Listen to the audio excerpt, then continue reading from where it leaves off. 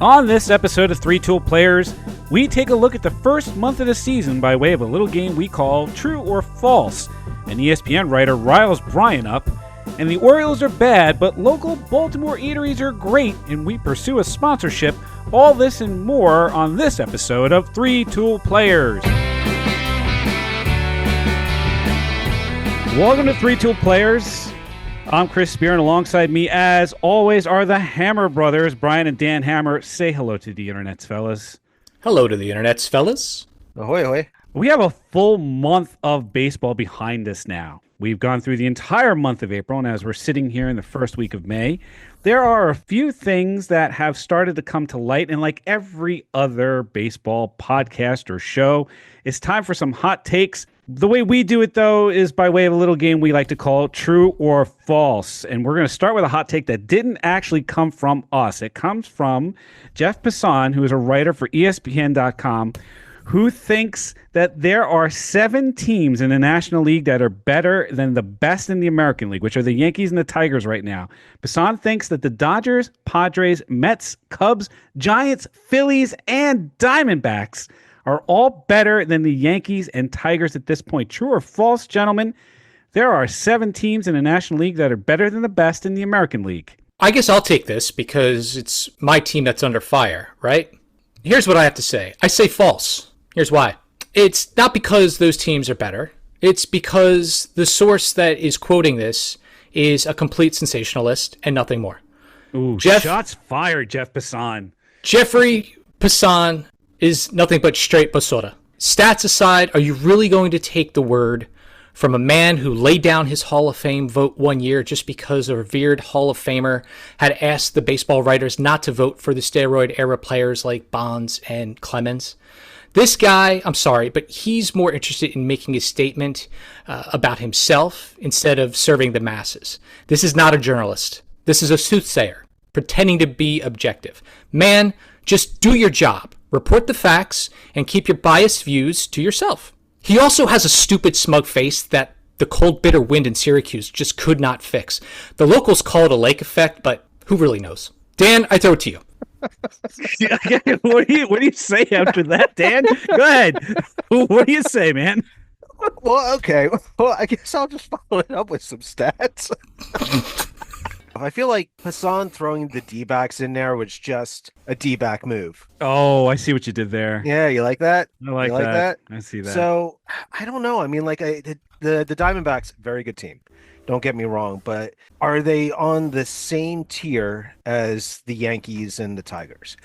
But if you take a look at the team stats, you see that they're number 1 in homers, they're number 1 in on-base percentage, slugging, and OPS. They're number 2 in runs scored and RBIs, only second to the Cubs. So having Passan say that the Yankees are worse than 7 other teams, it does not make sense to me. I feel like he's just going for some clicks. Also, if you flip over to the pitching side, Max Fried is pitching out of his mind. He's just a machine right now, pitching he's 6-0 with a 1.01 ERA. I haven't even touched on the Tigers yet. The Tigers are in top 5 in home runs, runs scored, batting average, and slugging. On the pitching side, their starting pitching is lights out, probably one of the best starting rotations in baseball. If you want to throw in run differential while you're at it, the Tigers have the best run differential in the major leagues right now. Mm-hmm. The Yankees have a run differential in the National League. It's second only to the Mets and Cubs. So I don't know where he's coming from with this. By every statistical measurement, it is a false statement. You know, the only thing that you can say about the Yankees right now is that they only have 19 wins, which is better than only the Diamondbacks right now, this second. But the team that hits for average and power will score runs, and that's what the Yankees are doing right now. I can't see how this is a true statement in any way, shape, or form. All right, true or false? Because this guy's had a bit of a rough start to his season so far. So true or false, Sandy Alcantara is going to be pursued heavily at the trade deadline. I'd have to say true with this, but if I was an MLB team, I would really take a look at his mechanics. because right now you can see he's throwing a lot of meatballs. He's not hitting the edge. His edge percentage is way down in comparison to meatball percentage. So if you take a look, I mean, like, yeah, you go back 2022, dude, Cy Young, it's phenomenal pitcher. I mean, he was lights out.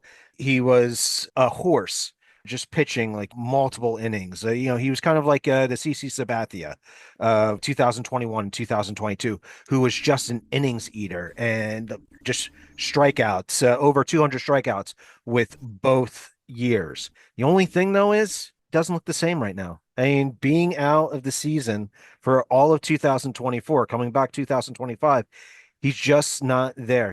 His arm isn't catching up with his body. So do I want to say true that the other teams are going to look for him?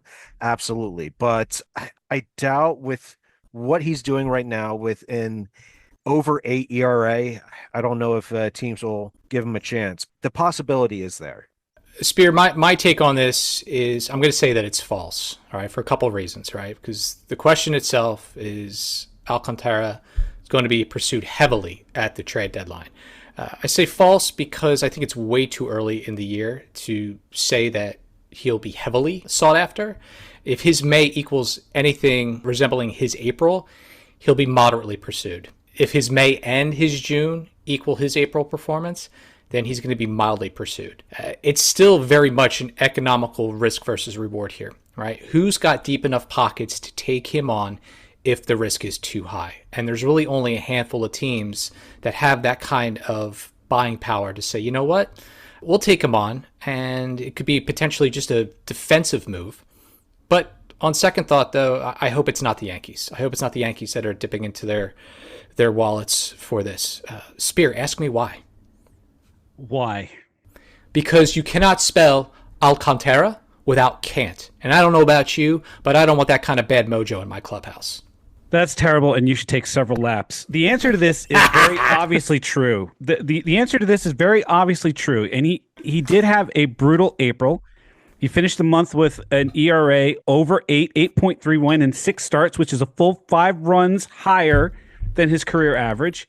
And he has said that his struggles are due to the fact that his arm isn't on time with the rest of his motion. But here's the thing, and I got to say, you are dead wrong about people being able to afford him. He's got a contract. He's under control for 2 more years. He's got $17.3 million this year, $17.3 million next year, and $21 million in 2027. That is $55.6 million for a pitcher of Alcantara's caliber for 3 years with an AAV of $18.5 million. Now, you said only the big pocketed teams are going to go after a guy like that. That's less than the 3-year, $67 million contract Luis Severino got from the Athletics. If he was a free agent tomorrow, he'd get something in the Max Fried zone of $27 million per year. And that's the right comp because Fried had a WAR from 2018 to 2023 of 19.3. Alcantara has a WAR during the same period of 20.7 before the injury. Some teams somewhere, that is, the Cubs, who need pitching, and the Mets, who are always looking for pitching depth, will offer up some prospects for him.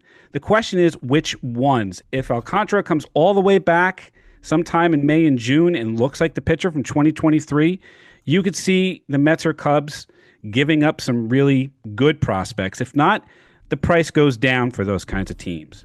You're telling me that a guy who's got a very affordable contract, who has a Cy Young in his back pocket, isn't going to be pursued at the trade deadline. No, I didn't say that. I didn't say he wasn't going to be pursued. I said he was not going to be pursued. I said, right. I'm taking this the way of Taco Bell. All right. I'm going mild. I'm going the hot, and I'm going the kick-ass, like, melt your face stuff. All right. You're talking about melt your face stuff. I am not. I am saying that he's mild at best. At the end of the day, this is a guy who is mild sauce. He's not the caliente del muerta, like, melt your face off. Like, all right, he's not. You got to stop. Ghost pepper status. You got to stop with the. You got to stop. He is not Spanish. I know, I'm terrible. I failed it sophomore year in high school. All right, for those that are playing at home.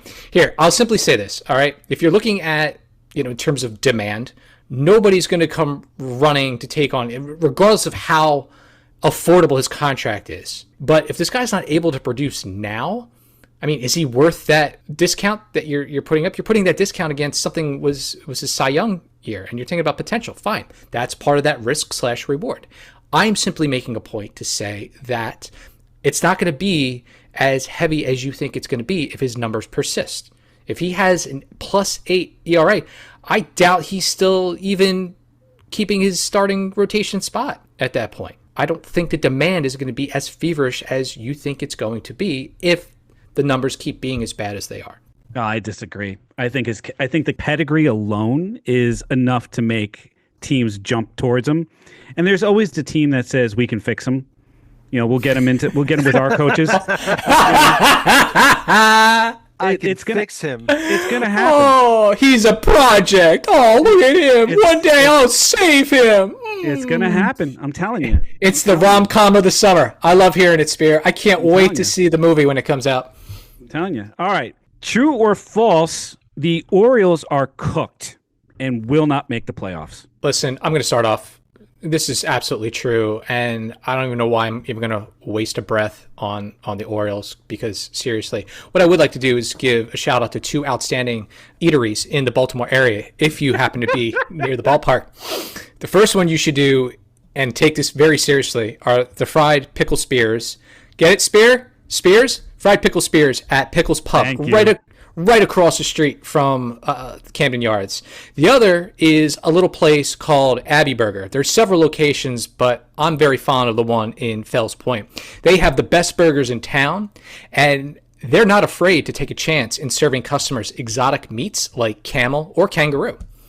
So I will put my money on them all day, every day, well before I would on the Orioles front office, because they don't have the crab balls to make a splash where and when it counts. And you'd think that we would be sponsored by both of these establishments, but no, this is free exposure by Brian Hammer himself. You are welcome. When I said that the Orioles were cooked, I didn't mean they were, in the kitchen cooking, you dope. Not a dope, but they flat out, they suck. The Orioles suck. And they're missing their window, and they're underperforming, and I got to say, I was a little, not worried, but I was like mildly amused that they were going to try to take on the big dogs in the Bronx. But now it's just laughable and sad, which is why I'm telling you about these really good pubs to go to. Now they're just the Orioles again. It's like, yeah, we were looking pretty good there for a little bit. We were winning. We were playing winning baseball, and then they kind of just went back to being the Orioles. So sadly, I think it's true. And I'll go you one better. I think they're likely to be sellers at the trade deadline, with Cedric Mullins very, very likely to be available. He's playing out his walk year right now, and he's had a really strong start to his year. He's batting .255 with 7 home runs and 21 RBI with an OPS of .870. That would look nice in center field for a lot of different teams. Certainly I wouldn't mind it on the Mets, to be sure. You can pencil him in for maybe a .250 batting average with 20 or more home runs and 70 RBIs and around 30 stolen bases every year, and a pretty good glove in center field. I think the Orioles are likely to make him available if they want to reload a bit to try to get competitive again in the AL East with the Red Sox and the Blue Jays, who got better. So to me, it's true, and I think they will be sellers at the trade deadline as a result. True or false? The Braves are starting to put it together and will compete for the division crown in the NL East. False. Just to start off, their pitching is awful. You take a look at Chris Sale. He's not the Chris Sale like he was last season. You take a look at Chris Sale's ERA. I think he's like just under a 5. So he has come back down to earth after his one good stint in 2024 with the Atlanta Braves. And you can add to that Raisel Iglesias has not looked good either in the bullpen. He's been giving up the long ball at an alarming rate with 5 home runs and 11 appearances. So the bullpen hasn't looked good. Starting pitching hasn't been there. Schwellenbach is the only one that's been as advertised. Yeah. But the pitching hasn't been there. So you're right about that. Look, the Mets and Phils are too good right now and have put too much distance early on in the season to get them back in. And history isn't on their side either. They are one of 30 teams in Major League history to start 0-7. None of the first 29 teams to start that way have made the playoffs. Only 2 have finished above 500. Now, there are some positives. Sean Murphy has hit 7 home runs since coming off the IL, and the usual suspects are heating up, Marcell Ozuna and Austin Riley. Acuna Jr. is on the horizon, so never say never, but never. So I'm going to be the contrarian here, and I'm going to say true. Because all the stats you just mentioned about history and everything along those lines, they didn't have the benefit of the expanded playoffs, in terms of slots. Number 2, the expectations for the Phillies and the Mets are sky high at this moment. And one or both may choke. I could feel it in my plums. Atlanta is playing the underdog card here, which is hilarious given their talent. They have experience. I mean, let's not forget they won the World Series back in 2021. They're playing halfway decent ball right now, winning 4 of the last 5 series they've been in since middle of April. And you already mentioned it, but we shall not forget that Acuna is about to get his clearance to begin his rehab assignments. So the Braves will be very eager to welcome him back to the club in pretty much middle of June. That's the cavalry right there, my friends. So of the teams that have started 0-7 in this century, there is no team that has won more than 76 games. And you're going to have to win 85, 86, 87 games to sniff the playoffs, especially in a very competitive National League where you can expect at least 3 teams to come out of the National League West, with the Giants, the Padres, and the Dodgers right now. So you're going to have to be super good. It's going to be a huge climb for them to get back above 500 and then get that many more games above 500. And for the record, as we sit here right now, they are 3 games below 500 and 6 games out of first in the National League East. It's a long road to hoe for the Atlanta Braves. They have a lot of things going against them. Their lineup hasn't woken up yet. Acuna Jr. is not going to be the savior. Their pitching isn't there. They have so many things wrong with them right now. And although I think we all said at the beginning of the season, never count these guys out because they're too good to count out at this stage in the game, even a month in, they have dug themselves quite a hole. So I can't see them digging themselves out of it to get into the playoffs. History and statistics are not on their side. Here's another team that has dug themselves quite a hole for themselves. True or false? The Rockies will contend to beat the Chicago White Sox worst team of all time record. You know what's funny? You see the White Sox had 121 losses last year, 2024, and that record stood since like the 1962 Mets. That record stood for 62 years, and it was broken last year, 2024. It's funny. You would think that it would not be broken for quite some time, but the Rockies are that bad. They're terrible. I'm sorry. I mean, like, you take a look at their stats, you take a look at their pitching, you take a look at their batting, like everything is just down. It's like it's the worst in the league. You take a look at their batting average is like close to the Mendoza line. I feel bad. You see Chris Bryant, who has fallen from grace, being like, on the Cubs. He's on the Colorado Rockies batting a 154 batting average. I mean, the team all around, it's not good. I'm going to say true. And this is goddamn ridiculous that you have a team where their home field stands atop the highest elevation in the continental U.S., and it's not even close. At 5,200 feet above sea level, and the Rockies can't drive together a couple of long balls better than the league average. And don't even give me that crap about the physical activity at higher altitudes are impacted by the lower oxygen levels. Just knock it the hell off. All right? You've won 4 out of your 6 wins at home. You are bad everywhere. And it's equally awful. It is equally awful when you go and look at the team stats on these sporting websites and your bar chart is so bad that the actual text for your terrible stats outpaces the actual color of the bar graph. All right? It's, good God, take a lap. Your whole organization, right down to the peanut vendors, you all need to take collective laps. Your biggest offensive threat right now to date is your catcher.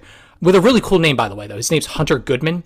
The guy's batting .274 with 5 home runs, 17 RBIs, 16 runs scored. But unfortunately, there's no relation to John Goodman. But Think about that. How cool would that be if he had him as a long lost relative, right? Maybe even John Goodman comes in, he becomes maybe partial, maybe even a full team owner. What with all that Monsters Inc. royalty cash he's got? I mean, if there's anyone who could turn this lackluster franchise around, it's James P. Sullivan. Yes, he can. Yeah, that's right. Yeah, I'm going to say it's true too. I mean, unless there's a massive turnaround, that's where things are trending. I mean, the Rockies have started 5-25. The only team worse than that in the first month of the season is the 1988 Baltimore Orioles, who, as we all recall, lost the first 21 games of the season and finished the first month at a 4-26 clip. They finished the season with 54 wins. They didn't even beat the record. But the Rockies have a few horrible statistics going against them right now. They have an eye-watering negative 83 run differential. Dan mentioned their batting average around the Mendoza line. As a team, they are batting a collective 209, a major league low, and have struck out a major league leading 344 times coming into Monday. They are tied for 28th in team ERA with a 5.38. And for the record, there are 30 teams in the major leagues. The only teams worse are the Miami Marlins and the Baltimore Orioles. But speaking of the Orioles and that 1988 horrific team, guess who opened their doors March 17th, 1988? Pickles Pub. Oh my God. We found the culprits. There you go. We need to get a sponsorship by Pickles Pub. Yeah, we got to give them a call. So the Rockies are objectively bad, and unless there's a massive turnaround, they're going to contend for it. I mean, it's not something that you want to contend for, but okay, that's where it's kind of just where they are. Hall of shame. Hall of shame.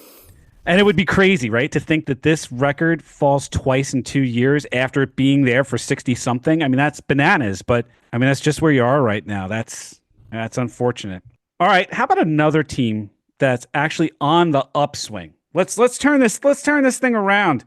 But don't look now. The A's, the Athletics, wherever they're from, Athletics are 19-16 and 2 games back from the division leading Mariners. True or false? The A's are actually sneaky good, as we predicted, and will contend for a playoff spot in the American League. I'm going to say false because, Spear, you were the one who predicted they were sneaky good. I did not. Well, you were wrong, and I'm right so far. No, I'm not. All right. It's May 5th. It's Cinco de Mayo, which is why I've been incredibly... Which is why you've been butchering the Spanish language. Exactly. It's my gift to them today, apparently. Good job. So I'm going to say this. I'm going to stick to my guns here, and I'm going to say that I'm not yet convinced.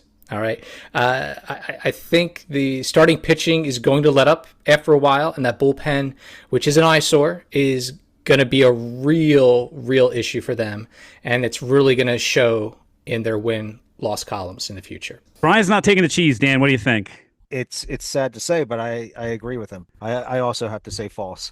He's not going to take the queso. Their hitting is decent. They have the rookie Jacob Wilson, who is batting .333 for the start of his career, and he doesn't take a walk, but dude just hits. Doesn't strike out. He's like the next coming of Tony Gwynn. Phenomenal player.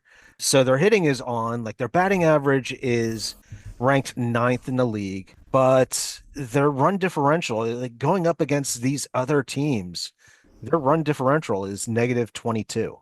In the month of April, they had a relatively easy schedule, facing the Rockies, and they faced the White Sox twice. Coming in May, they're going to have to face the Yankees, the Giants, the Dodgers, and the Phillies. So let's have this conversation at the end of May. Well said.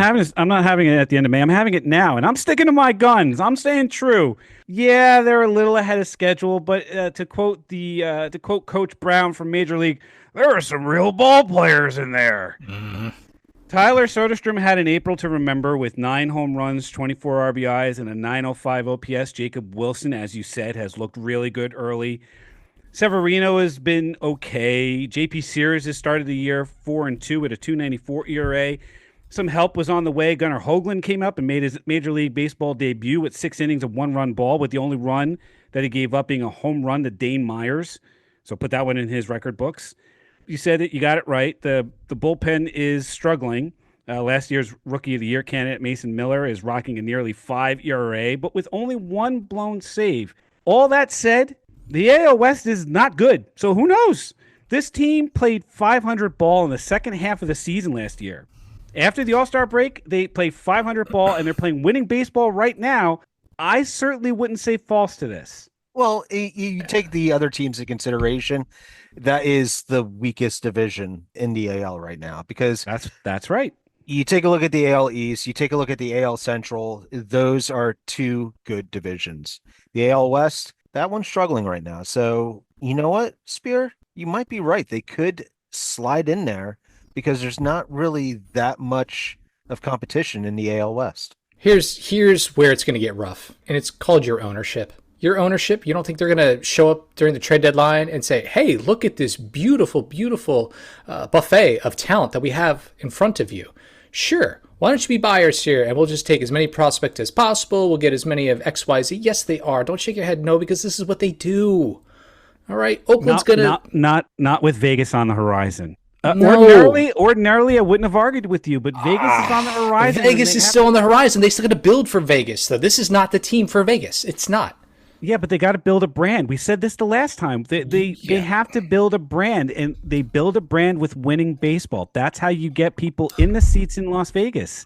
So I can't see them being sellers, especially if they're contending. That would be, if the ownership did that, that would be the all-time worst move by ownership in baseball history. So let's see what they do. All right. Well, put a pin in that one. We'll come back to it. Yeah. Let's talk about two guys right now who are playing out of their minds. So, true or false, Pete Alonso will be the National League MVP. I feel like he just made this question just because he's a Mets fan. Good call, Littlehammer. I know. I mean, like, taking a look at this, I'm like, of course he makes this question. Guy's on the Mets. You know, why wouldn't I look at where he is right now? He's batting .343 with 8 home runs, 12 doubles, and 31 RBIs. The man is playing all-world baseball right now. I get it. I mean, I take a look at his stat line right now. If you end the season today, yes, Pete Alonso would get the NL MVP. He's number one in batting average, hitting, doubles, on-base percentage, slugging percentage, and OPS. I get it. He will get NL MVP if the season ended today. But I don't buy it. I do not think that Pete Alonso can keep this momentum up for the next 5 months. So I'm just going to have to say false to this one. I also agree with you, and the answer is false. Peter Alonso will regress to the mean. He will. All right, for a variety of reasons. But the one person we're not talking about right now, which we actually should, and it's Ohtani. He was a little distracted beginning of the season because he became a new papa. And when he starts getting more than 1 hour of sleep at a clip during his home games, just watch out. All right, he's going to catch fire at some point. And when you also factor in his stolen base prowess, it'll be over before August. I mean, Pete is going to press way too much. The only way, Spear, that I'll agree to Pete's candidacy is if he follows through with our demands in the Bronx, and that is through a written apology letter to Devin Williams. Make it right, Pete. That would make him the MVP in your heart, for sure. Make it right, Pete. Make it right, sure. Pete. I'm going to say true, but that's only because I'm a homer, and it's a lot closer than you think. And the other guy I would throw in isn't Ohtani, but I'd throw in Fernando Tatis Jr. right now. Tatis isn't that far behind him in the statistical categories. He's batting .328 with 8 home runs, 18 RBIs, and 8 stolen bases. It's eerie how close they are right now. Tatis and Alonso both have a WAR of 2.4. Right now, the second coming into Monday. And Pete's never had these stats for an entire season. So it's going to be interesting to see how it plays out. I mean, right now, you'd have to hand it to him if the season ended today. But I would say it's either Pete, Tatis Jr., or you can throw Kyle Tucker into the mix as well. It's going to be an interesting season to see how it plays out. These are guys that are all playing out of their minds right now. And I'm sure we're going to talk about this at some point, especially when it comes to both Kyle Tucker and Pete Alonso. But if Pete can keep this up and he finishes the season and he's batting .280 with 40-something home runs and 150 RBIs, which is what he's on pace to do, he's going to get the bag. He's going to get it. from somebody. It may not be the Mets, but he's going to get the bag. So keep your eye on this one. I think it's going to be fun to watch for the rest of the season. All right, I'm going to ask and answer this one because I really don't care what your answers are. Because whatever you say, if it's not what I say, it's wrong. True or false? Aaron Judge is the best baseball player alive right now. The answer is true, and it's not even close. True.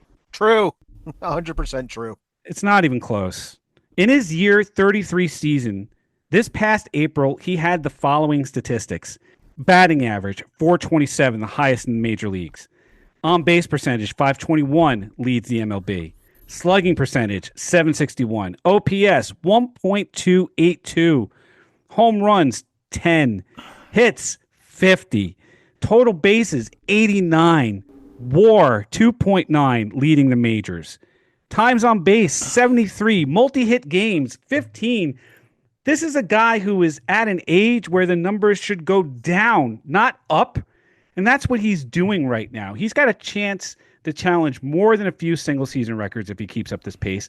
There's a very good chance he ends up as the Triple Crown winner, which I don't remember when the last time that was done. Miggy Cabrera. There's no reason to say that he can't do it. He's hit 50-plus home runs 3 times in his career. He had a 10.8 WAR last year with a 322 average, 58 home runs, and 140 RBIs, having led the league in WAR, home runs, RBIs, and OPS. He's a ridiculous man, and he just continues to be ridiculous. And anybody who says right now, with all apologies to Shohei Ohtani, anybody who says that Aaron Judge is not the best baseball player alive is lying. Well, just taking a look at what he has done throughout his career, starting in 2017, you can't deny that he's just getting better every year that he plays. It's ridiculous. It's absolutely ridiculous. I mean, like, the dude is putting up 50 to 60 plus home runs every season. And now, like right now in 2025, he's exploding with his stat line just across the board. So I can't deny that he is not the best baseball player in MLB right now. I'm just going to say true, and why are we even talking about this? I mean, this is a mission-driven individual. He's chasing less pitches out of the strike zone. He's getting smarter every day. To your point, he's somebody who has been around the block. This is the benefit of having experience and being able to get really great at your craft, be at the top of your game. I mean, people may even equate him to maybe even Michael Jordan in his prime. I mean, this is a man with strength, power, brains, and not to mention, he's got a wonderful supporting cast in his family life. It's true that he doesn't know his biological parents, and that's totally fine because he's got amazing adoptive parents that have cared for him since he was 2 days old. They nurture, and the great thing is his upbringing is just to be a good person. They recognized right away that he was athletically talented, but and at the end of the day, they also wanted to make him a really good person, a kind person, and that's who he's become. So it's easy to root for a man like this. All right, but all that aside, there's got to be something in the back of Aaron Judge's mind right now, and he's thinking about one thing, and that's the Aaron Judge chromosome. And what I mean by that is, his immediate family, generations beyond, they're all going to need to be cared for. All right. You think about that $360 million contract is going to get you far with a bunch of 6'3", 240-pound teenagers running around the houses, grandchildren. It's going to cost, oh my God, it's going to cost so much money to feed these giants. Okay. House and home. House, home, county, you name it. All right. I mean, don't even get me started about the clothes. All right. Extra large means extra fabric. Extra fabric means you pay extra money. Who's going to pay for all that? Well, you know who? 70 home runs a year. That's what's going to pay for all that. The fun part of this conversation when it comes to Judge is when you look for an analogous player, there's nobody right now in the major leagues that you can compare him to as a contemporary. You have to start looking at historical reference. And to do that, you may have to find more than one ball player from history. You can talk about, say, Barry Bonds, right? Barry Bonds, later in life, got a much better eye, had a lower strikeout rate, and would mash. And he had a bigger forehead. And he had a much bigger forehead. The only thing I keep thinking about, the back of my mind is, and again, I'm trying not to be the negative Nelly here because I'm an absolute fan of Aaron Judge. How can you not be? But he had a couple of issues last postseason. In fact, I mean, it was not the Aaron Judge that we were accustomed to having during the regular season. So You are a horrible human being. I'm not a horrible human being. You did the same thing to Mo Rivera last episode, where you tossed him under the bus for one bad outing in a World Series.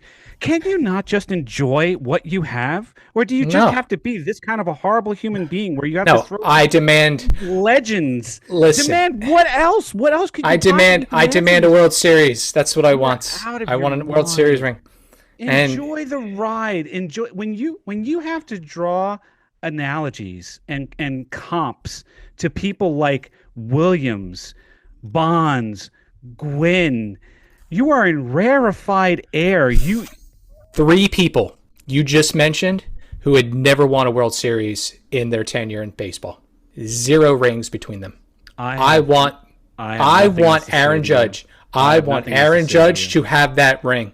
You're a fool. He deserves it. He already has rings. And it's not you. By the way, World it's not Series him. ring. By the way, it's not him that you want to have the ring. It's you selfish son of a gun. Okay?